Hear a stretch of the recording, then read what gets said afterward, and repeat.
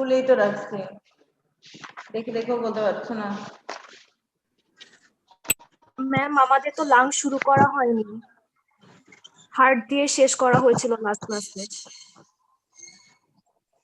আমাদের যে জিজ্ঞেস করলাম লাঞ্চ শুরু করা হয়েছে কিনা, তোমরা তো বলতেই পারছো না। না আচ্ছা ম্যাম, ঠিক আছে, তাহলে আজকে আমরা নতুন ঠিক আছে, তাহলে আজকে তোমাদের রেসপিরেটরি সিস্টেম শুরু হচ্ছে। এমবিবিএস এর সাথে কনফিউজ হয়ে গেছে। এমবিবিএস এর অবশ্য 2টা ক্লাস হয়ে গেছে, তোমাদের মাঝখানে একটা ক্লাস আমি রিপিট নিয়েছিলাম হার্ট, ওই কারণে হচ্ছে এক ক্লাস তোমরা পিছিয়ে গেছো। আচ্ছা ঠিক আছে, আমাদের হচ্ছে আমরা পুরো রেসপিরেটরি সিস্টেমটাকে 3 ভাগে ভাগ করে পড়াই। একটা হচ্ছে এই ক্রনিক অবস্ট্রাকটিভ পালমোনারি ডিজিজ, কিছু ডিজিজ আছে। মিডলে আমরা 2টা টপিকস পড়াবো, সেটা হচ্ছে একটা নিউমোনিয়া আর একটা পালমোনারি টিউবারকুলোসিস, যে দুইটাই খুবই ইম্পর্টেন্ট। নিউমোনিয়া তো তোমাদের এবার বেশি ধরতে পারে আরো, কারণ যেহেতু এবার করোনাতে সবচেয়ে বেশি এফেক্টেড হচ্ছে, মানে নিউমোনিয়াটাই বেশি হচ্ছে যেহেতু রেসপিরেটরি ট্র্যাক্টে ঢুকে, এবং ওটা ব্যাকটেরিয়া না ভাইরাস দিয়ে হচ্ছে। আরেকটা হচ্ছে ইয়েতে লাস্ট ক্লাসে আমরা পড়াই, মানে 3টা ক্লাসই শেষ হবে, শেষ ক্লাসে পড়াবো হচ্ছে তোমাদের হচ্ছে লাংয়ের যে টিউমার গুলা, লাং কার্সিনোমা আমাদের দেশেও কমন, মোটামুটি পুরো বিশ্বেই কমন। কেন? এটার একটা মেইন কারণ হচ্ছে স্মোকিং।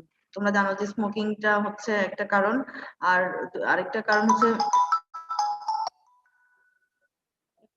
হ্যালো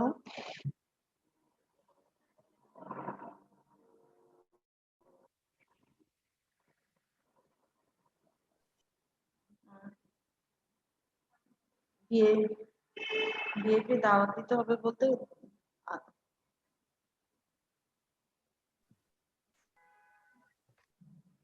হুম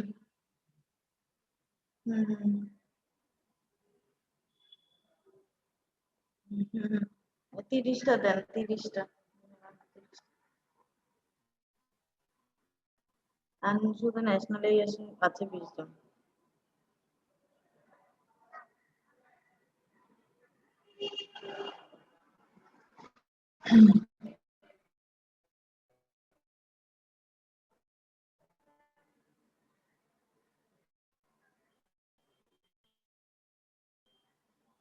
না আমি আজকে যদি সন্ধ্যাটা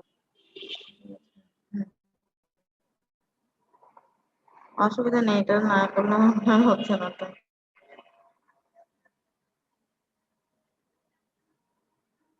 আচ্ছা আচ্ছা ঠিক আছে, আমি ক্লাসে থাকবো, আপনি ঘন্টাখানেক পরে কথা বলবো। আচ্ছা আচ্ছা, তাহলে 3 ভাগের মধ্যে আমরা একটা ভাগে আজকে এটা পড়বো, দ্বিতীয় ভাগে হচ্ছে নিউমোনিয়া টিউবারকুলোসিস পড়বো, আর 3 নম্বর ভাগে হচ্ছে লাং ক্যান্সার পড়বো। আচ্ছা, যেটা বলতেছিলাম, যে লাং কার্সিনোমা স্মোকিং এর কারণে হয়, কিন্তু আরেকটা জিনিস তোমরা সবসময় খেয়াল রাখবা, যারা প্যাসিভ স্মোকার, হ্যাঁ তাদেরও কিন্তু অনেক বেশি ক্ষতি হয়। যেমন হচ্ছে কেউ সিগারেট খাচ্ছে তোমার সামনে, তুমি কিন্তু সরাসরি সিগারেট খাচ্ছ না, বাট সিগারেটের যে ধোঁয়াটা তোমার মধ্যে যাচ্ছে, হ্যাঁ সেই ধোঁয়াটাও কিন্তু লাংসে অনেক বেশি ক্ষতি করে। আচ্ছা, তাহলে আমরা সিওপিডি তে কি 4টা ডিজিজের কি কি নাম পড়বো? এমফাইসিমা, ক্রনিক ব্রঙ্কাইটিস, অ্যাজমা এবং ব্রোনকিয়াটেসিস। আচ্ছা, ফার্স্টে আমরা চলে যাচ্ছি এমফাইসিমাতে। এমফাইসিমা জিনিসটা কি? দেখো, it is characterised by irreversible, এই কথাটা মনে রাখবা, ইরিভার্সিবল। ঠিক আছে, মানে এটা আসলে লাংসের আগের অবস্থাটা আসলে পুরোপুরি আর আসে না, এটা ক্রনিক স্মোকারদের বেশি হয়। Irreversible enlargement of the air space distal to terminal bronchiole. তোমরা এখানে ছবিটা খুলো, জিলু স্যারের বই 310 নম্বর পেজটা খুলো। আছে, বই আছে, কাছে আছে? ম্যাডাম এটা কি ম্যাম ভলিউম 2? হ্যাঁ আচ্ছা, ভলিউম 2 তোমরা কেন নাই? না ম্যাম, আমাদের তো ভলিউম 1 কিন্তু বলছেন যে আমরা ভলিউম 2 আর কেনা হয়নি। কি বলো, তোমাদের এখন সিস্টেমিক শুরু হবে, ভলিউম 2 কেন নাই? আমাদেরকে প্র্যাকটিক্যাল করা ছিল তো ম্যাম, এইজন্য আমরা কিনে নেই। না আমরা ম্যাম প্র্যাকটিক্যাল এটা না, তোমাদের আলটিমেটলি তো কিনতেই হবে। রবিনস কিনছো? হ্যাঁ ম্যাম, রবিন্স আছে। রবিনস, তাহলে রবিনস এর রেসপিরেটরি ট্র্যাক্ট সিস্টেমটা খোলো।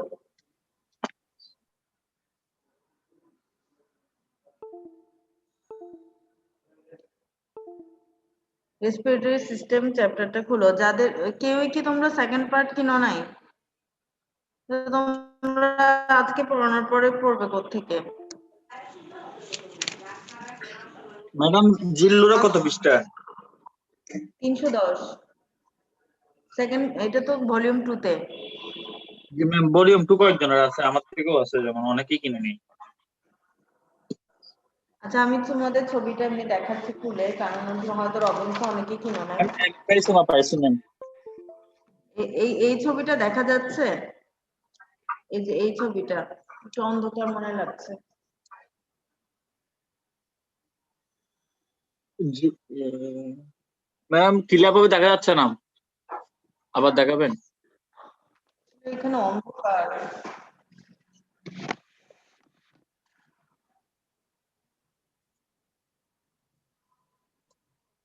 জি ম্যাম, দেখছি। আচ্ছা, এটা তো আমাদের হচ্ছে কি কি ওখানে রেসপিরেটরি ট্র্যাক্টে ব্রঙ্কাস থাকে, ব্রঙ্কিউল থাকে এবং অ্যালভিওলি থাকে। আমি আচ্ছা একটু পরের দিকে যাচ্ছি, একটা ছবি আছে লাংসের। তোমরা যে বই কিনো নাই বা একটা পার্ট কিনছো, এটা তো আমার মাথায় আসে নাই।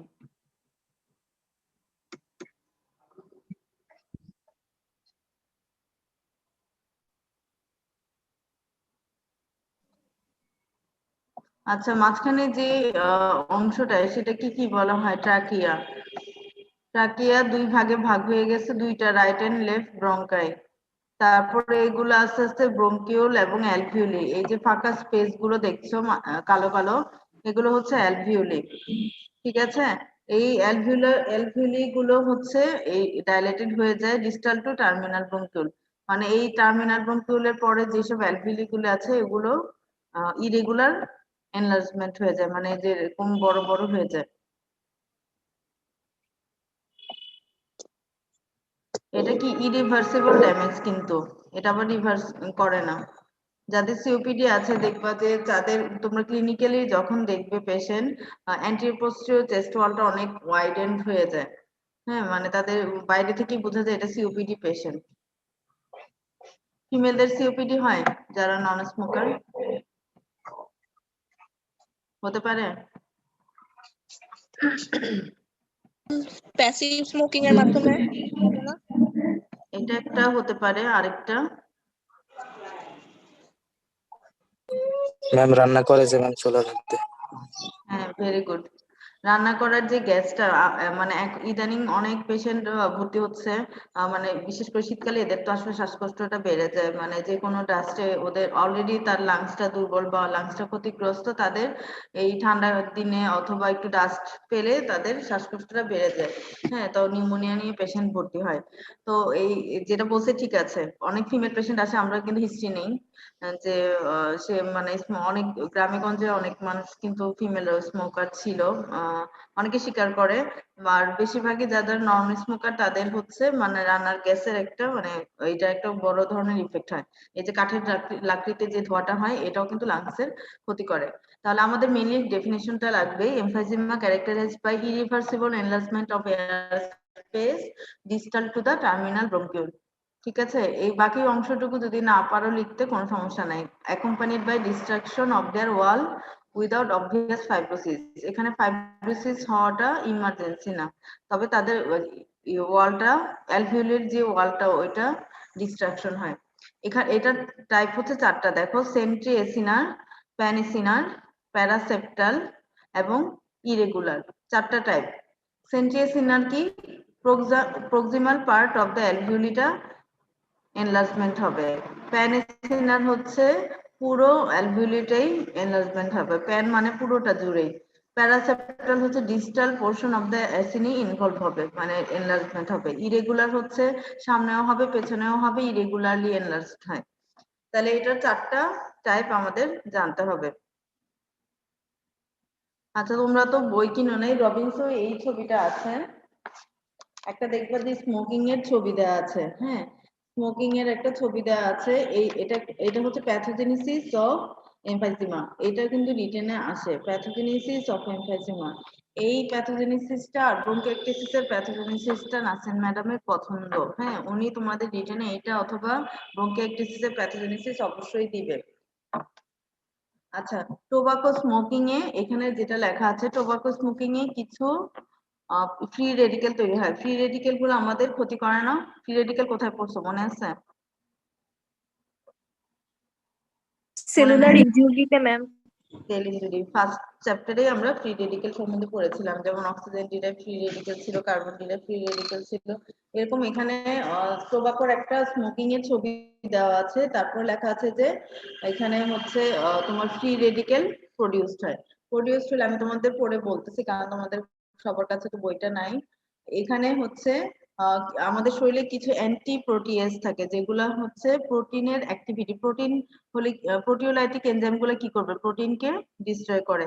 আর অ্যান্টি প্রোটিয়েজ থাকলে কি সুবিধা? প্রোটিনকে ডিস্ট্রয় করতে দেয় না। সেটা আমাদের মানে কিছু ভালো দিক আছে, যে যেই প্রোটিনগুলোকে আমাদের ডিস্ট্রয় করতে দেয় না। এই অ্যান্টি প্রোটিয়েজকে ইনঅ্যাক্টিভ করে কে? এই স্পেসিস। আর যার কারণে হচ্ছে নিউট্রোফিল থেকে কিছু ইলাস্টেজ এনজাইম রিলিজ হয়। এবং কারো যদি কনজেনিটাল আলফা 1 অ্যান্টিট্রিপসিন ডেফিসিয়েন্সি থাকে, সেটাও একটা কারণ। তাহলে দুইটা কারণ, একটা হচ্ছে স্মোকিং, আর অনেকের আছে আলফা 1 অ্যান্টিট্রিপসিন ডেফিসিয়েন্সি থাকে, সেটা কনজেনিটাল। তাহলে এইসব কারণে প্রোটিনের অ্যাক্টিভিটিটা যেটা আমাদের মানে না হওয়ার কথা ছিল সেটা বেড়ে যায়, মানে অ্যান্টিপ্রোটিয়েজ গুলা ইনঅ্যাক্টিভেট হয়ে যায়, যার কারণে প্রোটিওলাইসিস হয় এবং লাংসে ড্যামেজ হয়। এই ছবিটাই তোমরা যদি এঁকে দিতে পারো তাও ভালো, আর না পারলেও তোমাদের মানে বর্ণনাটা শুধু দিলে হবে, ফ্লো চার্টটা। তাহলে এমফাইসিমার আমাদের কি কি পড়তে হবে? ডেফিনিশনটা পড়বো, চারটা টাইপ পড়বো। চারটা টাইপের মধ্যে সেন্ট্রিয়েসিনার আছে, প্যানিসিনার মানে পুরোটা জুড়ে, প্যারাসেপ্টাল ডিস্টাল পোর্শন, আর হচ্ছে ইরেগুলার হচ্ছে সামনেও হয় পেছনেও হয়, ইরেগুলারলি এনলার্জমেন্ট হয় এয়ার স্পেস।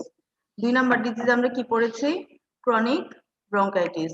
এই ডেফিনেশনটা হচ্ছে মানে আমি ভাইবাতে খুব বেশি ধরি, মানে এটা আমার পছন্দের একটা ডেফিনেশন। ক্রনিক ব্রঙ্কাইটিসটা এটা এক্সামিনাররাও ধরে। এটা দুইটা ক্রাইটেরিয়া তোমাদের মনে রাখতে হবে। দুইটা ক্রাইটেরিয়ার মধ্যে এটা ডিউরেশনটা একটা ব্যাপার আছে। দেখো, chronic bronchitis is defined as persistent productive cough. এই কাশিটা কিন্তু ড্রাই কাফ হবে না, প্রোডাক্টিভ কাফ মানে স্পুটাম প্রোডাকশন হবে ফর অ্যাটলিস্ট 3 consecutive months, মানে পরপর 3 মাস, অ্যাটলিস্ট 2 consecutive year, পরপর 2 বছর। মানে পেশেন্ট এসে তোমাকে বলবে যে আমার প্রতি বছর এরকম শীতকালে 3 মাস ধরে কাশি লেগে থাকে, এরকম গত দুই বছর 3 বছর ধরে হচ্ছে, এরকম একটা ক্রনিকের একটা হিস্ট্রি দিবে। ক্রনিক মানে তো বুঝেই যাচ্ছে যে তার ক্রনিক সিটি থাকবে একটা, মানে একবার হলে সেটা আমরা ক্রনিক ব্রঙ্কাইটিস বলবো না, হয়তো নিউমোনিয়া হয়েছে বা ইনস্ট্যান্ট কোনো ডিজিজ হয়েছে, কিন্তু একটা ক্রনিসিটির একটা হিস্ট্রি দিবে যে তারপর 3 মাস ধরে কাশি থাকে, এরকম গত 2-3 বছর ধরে হচ্ছে, এরকম সে একটা হিস্ট্রি দিবে। তাহলে ক্রনিক ব্রঙ্কাইটিসের তাহলে দুইটা ক্রাইটেরিয়া, একটা হচ্ছে প্রোডাক্টিভ কাফ থাকতে হবে, 2 নাম্বার হচ্ছে ডিউরেশনটা লম্বা থাকতে হবে, যেমন পরপর 3 মাস, 3 consecutive months and at least 2 consecutive years। তাহলে এই ডেফিনেশনটা ভেঙে ভেঙে মুখস্থ করবে, কারণ এটা দুইটা পয়েন্টই খুব ইম্পর্টেন্ট। এটাও same, cigarette smoking is the important risk factor. প্যাথোজেনেসিসের মধ্যে 3টা কারণ বিশেষ করে দেয়। Mucus hyper secretion. কখন মিউকাস হাইপার সিক্রেশন হয়? আমাদের যদি কোনো কারণে ঠান্ডা লাগে, দেখবা যে অতিরিক্ত মানে রাইনোডিয়া হচ্ছে বা নাক দিয়ে সর্দি পড়ছে, মিউকাসটা হাইপার সিক্রেশন হচ্ছে। ইনফ্লামেশন এবং কোনো কারণে ইনফেকশন ঢুকলে, এই 3টাই।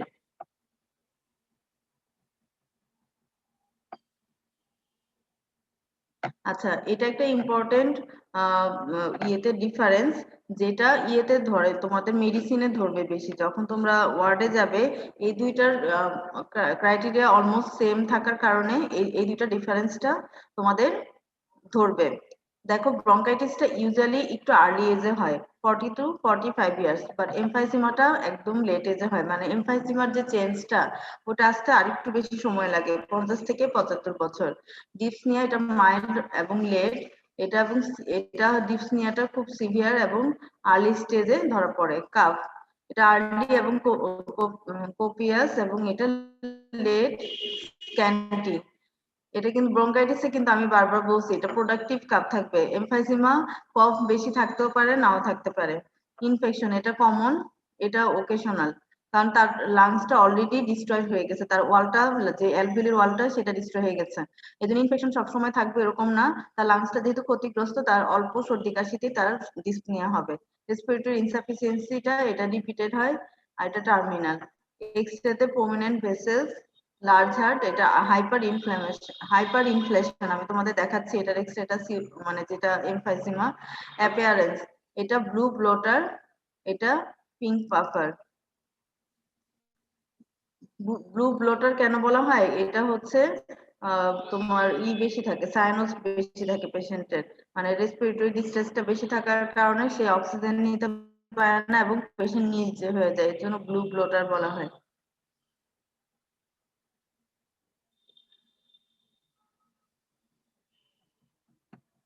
তিন নাম্বার যে পয়েন্টটা আমরা পড়ছি সেটা হচ্ছে কি অ্যাজমা। অ্যাজমা তোমরা এটাও খুব কমনলি পাবে। অ্যাজমাটা হচ্ছে চাইল্ডহুড অ্যাজমা থাকে, আর হচ্ছে তোমার যেটা এখন মানুষের আস্তে আস্তে অ্যাকোয়ার্ড অ্যাজমা। অ্যাজমার যে ক্লাসিফিকেশনটা একটু দেখো, এটা আমি পেজ নাম্বারটা বলছি। ব্রঙ্কিয়াল অ্যাজমা 308, যাদের বই আছে তারা একটু খুলো। আচ্ছা, যাদের জিলু স্যারের বইটা কিনে নেয় তাদের কি রবিনস আছে? রবিনস আছে কয়জনের দেখি, দু একজন হ্যাঁ বলো, নাকি রবিনসও কিনা নাই, ভলিউম 2টাও কিনা নাই?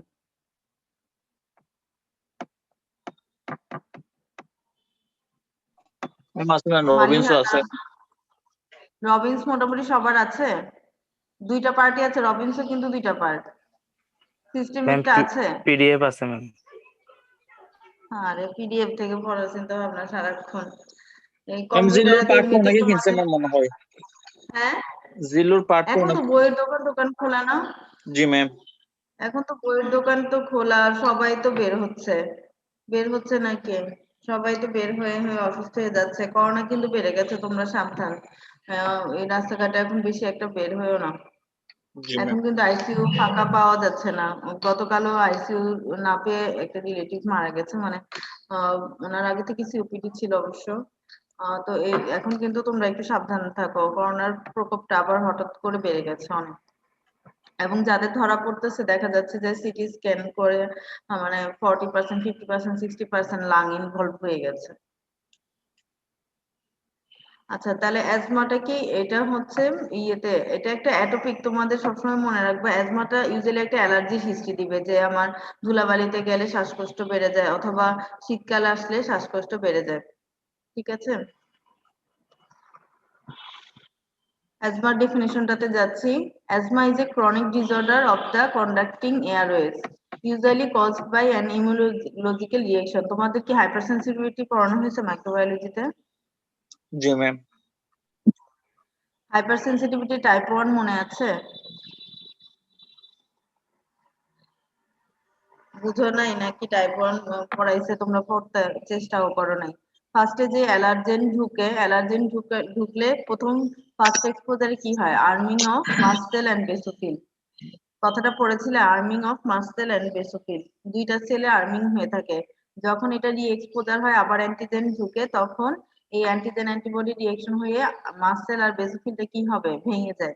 ভেঙে গেলে মাস্টেল থেকে হিস্টামিন, সেরোটোনিন এগুলো রিলিজ হয়, এগুলো কেমিক্যাল মিডিয়েটরস। এগুলাই কিন্তু তোমার ব্রঙ্কো কনস্ট্রিকশন করে, তারপরে হচ্ছে মানে সিক্রেশন বাড়ায় দেয়, মানে যেটা আমরা রাইনোডিয়া ফেস করি, যেটা নাক দিয়ে সর্দি পড়ে বা শ্বাসকষ্ট হয়, এগুলো সবই কিন্তু এই যে মাস্টেল থেকে যে হিস্টামিন, সেরোটোনিন ওগুলো বের হয়, ওইটার কারণেই এগুলো হচ্ছে। তাহলে এটা একটা chronic disorder of conducting airway, usually caused by immunological reaction. এটা আসলে type 1 hypersensitivity which is marked by episodic bronchoconstriction due to increased airway sensitivity to a variety of stimuli, inflammation of the bronchial wall and increased mucus secretion. আমি যেই কথাগুলো বললাম, মানে ওই muscle ভেঙে যাওয়ার কারণেই তার ভিতর থেকে যে কেমিক্যাল মিডিয়েটর রিলিজ হয়, ওগুলোর কারণেই এই সবগুলা সমস্যা হয়। একটা হচ্ছে ব্রঙ্কোকনস্ট্রিকশন হবে, তারপরে ইনফ্লামেশন হবে এবং মিউকাস সিক্রেশনটা বেড়ে যায়। তাহলে অ্যাজমা ডেফিনেশনটা, তাহলে আমি আজকে আর বাড়াবো না। কেন বাড়াবো না? কারণ তোমাদের বই ছাড়া আমি যদি অনেকগুলো পড়াইও দিই, তোমরা এগুলো বাসায় আর করতে পারবে না। তাহলে তোমরা 3টা ডিজিজ আজকে পড়ে রাখবে, সেটা হচ্ছে আজকে রাতে বিকেলে গিয়ে বই কিনতে পারবে? জি। ম্যাম আমাদের হ্যাঁ তো ম্যাম 1 তারিখ থেকে অফ হয়ে যাচ্ছে সেকেন্ড ফেজ। অফ হয়ে যাচ্ছে বলছে, তোমাদের নোটিশ হয়ে গেছে? জি ম্যাম। নোটিশ আকারে হচ্ছে নাকি না নিজেরাই বন্ধ করে দিচ্ছ? না ম্যাম, শিরান স্যার সাথে কথা দিয়েছে, বলছে এটা প্রিন্সিপাল স্যারও বলছে আমাদের 1 তারিখ থেকে of, second phase, first phase নিয়ে আমরা পড়বো। আমাদের 17 তারিখ একটা এক্সাম দিছে, হুম। সব মানে সব সাবজেক্ট হবে আর কি। প্রফেশনাল একটা এক্সাম হবে আমাদের 17 তারিখ থেকে। 17 তারিখ থেকে এটা কি মানে কলেজের ইন্টারনাল পরীক্ষা? হ্যাঁ, কলেজ ইন্টারনাল পরীক্ষা, প্রফেশনাল হবে, প্রফেস যেরকম না এরকমই নিবে এমনি কি সম্পূর্ণ বই। তোমাদের প্রফ জানুয়ারিতে হওয়ার কোনো পসিবিলিটি আছে নাকি? এরকম তো এখনো কিছু কোথাও সিদ্ধান্ত এখন দেয় নেই। সিদ্ধান্ত দিতে পারছে না আসলে, মানে এখন কিন্তু মানে হঠাৎ করে ম্যাম এটাও হ্যাঙ্গিং এর মধ্যে আছে ম্যাম, এখন তো এটাও কনফার্ম করতে পারছে না কখন দিয়ে দিবে। হুম। জন্য বলতেছে এখন তো যেহেতু তোমাদের সাবজেক্ট বেশি, তোমাদের আগে থেকে একটু ছুটি নেওয়া দরকার, এরকম বলতেছে আর কি। আমাদের না, সাবজেক্ট তো তোমাদের 5টা। যদি নোটিশ আকারে আসলে ছুটি হয়ে যায় তাহলেই বেটার। না কারণ আমাকে দেখা না, যাচ্ছে শিয়ান স্যার বলছে যে তোমাদের নোটিশ দেখ না দিক তোমাদের 1 তারিখ থেকে অফ হয়ে যাবে, আজকেই বলছে শিয়ান স্যার আমাকে। ও আচ্ছা, 1 তারিখ থেকে অফ হয়ে যাবে। আচ্ছা ঠিক আছে, তারপরে যেহেতু তোমাদের বই কিনতে হবে, যদি তোমরা পারো তাহলে এর ফাঁকে কিনে ফেলো, কারণ আসলে এরপরে যদি আবার সিরিয়াস লকডাউন দিয়ে দেয়, আবার বইয়ের দাম বেড়ে যাবে, বইটা আনঅ্যাভেলেবল হয়ে যাবে। তো তোমাদের মনে হয় যে এর মধ্যে যেহেতু বইটা কিনতেই হবে, তোমরা কিনে ফেলো। বেশি তো দাম না, 200-300 টাকা তো দাম হবে। কারণ লকডাউনের মধ্যে তো আসলে তোমরা যদি আবার লকডাউন দেয়, সেক্ষেত্রে চিটাগাং কিন্তু রেড জোনেই পড়ে। চিটাগাং এ কিন্তু বেশ ভালো পরিমাণে এফেক্টেড হয়ে গেছে আবার সবাই। ঠিক আছে? জি ম্যাম। তো এই তোমাদের বাসায় সময়টা ওয়েস্ট করো না। যদি কোনো তোমাদের জানুয়ারি ফেব্রুয়ারির দিকে প্রফ হয়ে আবার হয়তো জুনের দিকে আবার রেগুলার প্রফটাও দিতে হয়, কারণ তোমাদের তো আসলে প্রাইভেট মেডিকেলে সবসময় মাথায় রাখবা, তোমাদের ক্যারি অন সিস্টেম যতই হোক তোমাদের বেতন দিয়ে পড়তে হচ্ছে। সরকারি মেডিকেলে 2-3 মাস এক্সট্রা পড়লে ওদের খুব একটা সমস্যা হবে না, কিন্তু তোমাদের 2-3 মাস এক্সট্রা বেতন দিতে হলে খুবই সমস্যা। হ্যাঁ, সবার তো অ্যাবিলিটি সমান থাকে না। তো এই জন্য তোমরা যদি আবার হঠাৎ করে যে তোমাদের জানুয়ারিতে আবার এই কারিকুলামটা আবার কন্টিনিউ করতে হবে, যদি তখন লকডাউন থাকে তখন তো তোমরা বই কিনতে পারবে না। এর আগেও আমি তোমাদের মোবাইলে ছবি তুলে দিয়ে দিয়ে প্রথমে স্টার্ট করাইছিলাম, জেনারেল প্যাথো সেল ইনজুরি, মনে আছে কিনা জানি না, তখন ছবি তুলে তুলে কয়েকবার পাঠাইছি।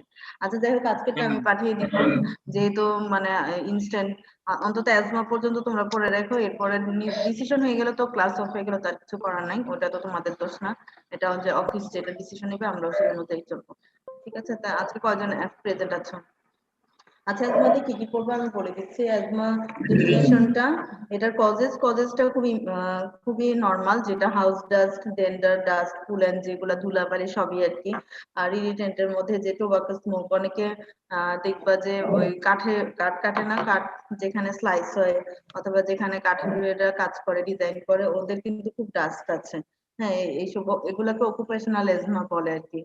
তারপরে যারা গার্মেন্টস ওয়ার্কার, ওদের কিন্তু অনেকের অ্যাজমা সমস্যাটা অনেক বেশি। আমি নতুন যখন পাশ করেছি, এমবিবিএস পাশ করার পর আমি তো গাজীপুরে ছিলাম, ওই সময় কিন্তু আমি ফ্যাক্টরিতে মেডিকেল অফিসার হিসেবেও জব করেছি। ওদের কিন্তু রেসপিরেটরি প্রবলেমটা অনেক বেশি, এবং ইউটিআই প্রবলেমটাও অনেক বেশি। ওদের কন্টিনিউয়াস যে মানে ওরা ফ্যাক্টরিতে কাজ করে, ওখানে কিন্তু প্রচন্ড ডাস্ট। এবং ওদের সবারই মানে যাদের অ্যাজমা সমস্যা আগে থেকেই আছে, ওদের একটা অকুপেশনাল অ্যাজমা তৈরি হয় অনেকের। আচ্ছা, আরেকটা হচ্ছে টাইপ গুলো তো পড়বে, আর প্যাথোজেনেসিসটা একটু পড়ে রাখবে, কারণ লাস্ট যে প্রফটা হয়েছে এমবিবিএস এ আসলে আসছে অ্যাজমার প্যাথোজেনেসিসটা আমরা আগে পড়াতাম না। কেন পড়াতাম না? কারণ এটা আসলে মাইক্রোবায়োলজিতে টাইপ 1 হাইপারসেনসিটিভিটি পড়ানো হয় বলে এখানে খুব একটা আসতো না, কিন্তু লাস্ট ইয়েরা যেটা প্রফ দিল, তানজিলারা এমবিবিএস এ, ওদের প্রফে দেখছি যে টাইপ 1 হাইপারসেনসিটিভিটির এই কোশ্চেনটা মানে প্যাথোজেনেসিস অফ অ্যাজমা এটা চলে আসছে। তো তাহলে তোমাদের এই এখন কোনো কিছুই আসলে দিবে না, ওরকম চিন্তা করার কোনো ওয়ে নাই। তাহলে এটার প্যাথোজেনেসিসও তোমরা পড়ে ফেলবে। তাহলে 3টা ডিজিজ সিওপিডির, একটা হচ্ছে এমফাইজিমা, ক্রনিক ব্রঙ্কাইটিস আর অ্যাজমা, 3টা ডিজিজ তোমরা পড়বে। আমি তোমাদেরকে ছবি পাঠিয়ে দিচ্ছি। ম্যাম। প্রেজেন্ট কয়জন? 30। জি ম্যাম। স্ক্রিনশট নিয়েছো? আচ্ছা, তাহলে স্ক্রিনশট নিলে হয়েছে। আচ্ছা, তাহলে আমি অফ করে দিচ্ছি, আমাকে পাঠিয়ে দাও।